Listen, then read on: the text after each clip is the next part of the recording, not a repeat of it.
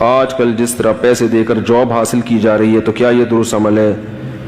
پیسے دے کے جاب حاصل کرنے میں دو مسئلے سمجھ لیں. ایک تو ہے کہ کیا پیسے دے کے جاب حاصل کرنا جائز ہے یا نہیں, ایک مسئلہ یہ. دوسرا یہ کہ جاب ملنے کے بعد جو اس کی تنخواہ ہوگی وہ حلال ہوگی یا نہیں, حرام ہوگی. یعنی جعلی ڈگری سے آپ کوئی جاب کر رہے ہیں یا رشوت دے کے جاب حاصل کر رہے ہیں, دو الگ الگ مسئلے ہیں. تو پیسے دے کے جاب کرنا, رشوت دے کے جاب کرنا اس وقت جائز ہے کہ آپ جاب کے اہل ہوں, آپ جو بھی گورنمنٹ کی یا پرائیویٹ کسی ادارے کی جو بھی ڈیمانڈ ہے اس پہ پورے اتر رہے ہوں. دوسرا پیسے دے کے گھس رہا ہو حالانکہ وہ اتنا اہل نہ ہو, تو وہ آپ کا حق مار رہا ہے اور آپ کو صرف اس لیے پیچھے رکھا جا رہا ہے کہ آپ پیسے نہیں دے رہے. تو ایسی مجبوری میں اپنے جائز حق کی وصولی کے لیے رشوت دینا جائز ہے. اس صورت میں گناہ صرف لینے والے کو ہوگا کہ جب آپ اہل تھے تو وہ بغیر پیسے لیے آپ کو رکھ کیوں نہیں رہا. سمجھ میں آ رہی ہے بات؟ لیکن آپ اہل نہیں ہیں اور ایک آدمی اہل ہے, آپ رشوت دے کے اس کو کٹا دیتے ہیں, تو پھر لینے والے کو بھی گناہ اور دینے والے کو بھی گناہ.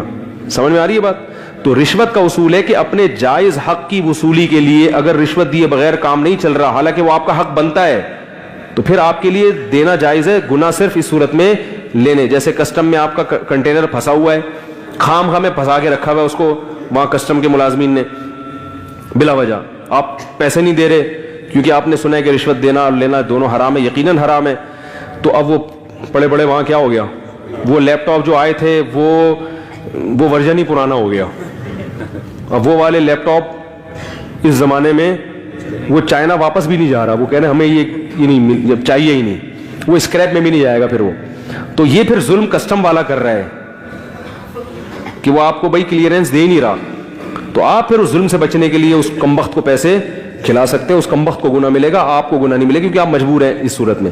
اور اگر ایسا نہیں ہے, بلا وجہ آپ خام خواہ میں ٹیکس سے بچنے کے لیے جو جائز ٹیکس ہے حکومت کا اس سے بچنے کے لیے, یا ویسے ہی خام خواہ میں آپ نے کھانچے کھولے میں اس کا کنٹینر 6 مہینے پڑا رہے اور آپ پیسے کھلا کے اپنا نکال لو, اس کا رہنے دو, یہ غلط ہو جائے گا, پھر یہ ناجائز ہوگا.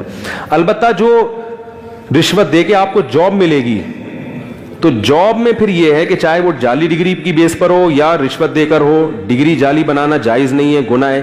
لیکن جاب کے حلال یا حرام ہونے کا تعلق, یعنی اس کی تنخواہ کے حلال و حرام ہونے کا تعلق اس سے ہے کہ جو کام آپ کو سونپا گیا وہ کام آپ کر رہے ہیں یا نہیں کر رہے.